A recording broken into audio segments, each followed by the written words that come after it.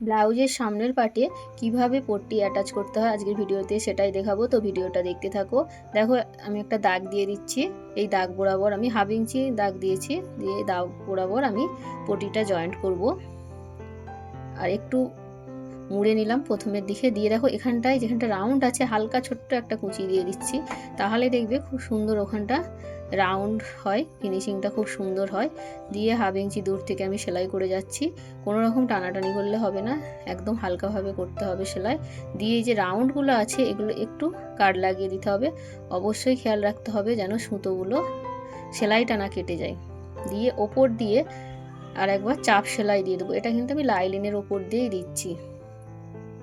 দেখো এবার মুড়ে দেব ভেতর দিকে, দিয়ে হেম সেলাই দিয়ে দেব। আর এরকমভাবে করে দেখবে, আমি তো এমনভাবেই করি, খুবই ভালো ফিনিশিং হয়। দেখো কেমন হয়েছে অবশ্যই জানাবে, ভালো লাগলে অবশ্যই একটা লাইক করে দেবে।